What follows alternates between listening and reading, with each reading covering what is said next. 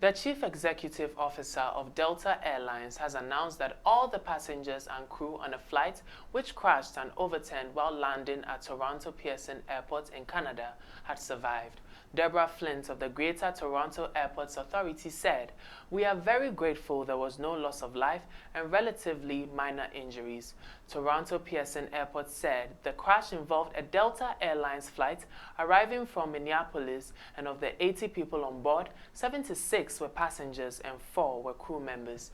According to emergency services, 1 child and 2 adults, who was a man in his 60s and a woman in her 40s, were critically injured in the crash. In all, 18 passengers were transported to the hospital in total. Ontario Air Ambulance Service said it had dispatched 3 air ambulance helicopters and 2 land ambulances to the scene.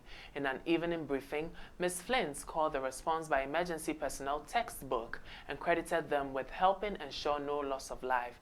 The U.S. Federal Aviation Authority said the plane involved was Delta Airlines Flight 4819, being operated by one of its subsidiaries, Endeavour Air.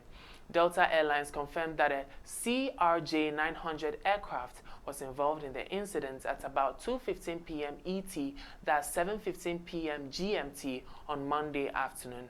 Ms. Flint said 22 passengers are Canadian and the rest are multinational. The airport was closed shortly after the incident, but flights into and out of Toronto Pearson resumed at about 5 p.m. local time.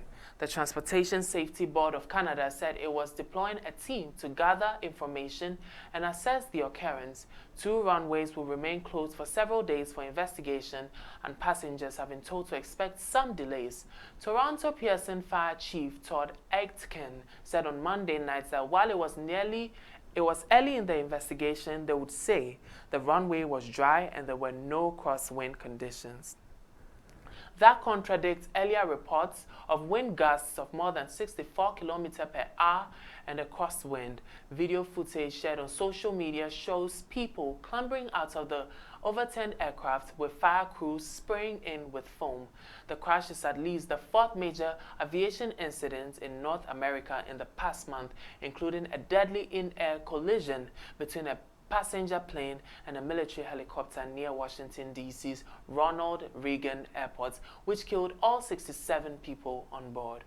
We'll keep you posted on the developing stories on this matter, so please do well to subscribe to our YouTube at The News God and follow us across all social media platforms for more updates. My name is Nelson Kofi. This is The News God. Thank you for watching.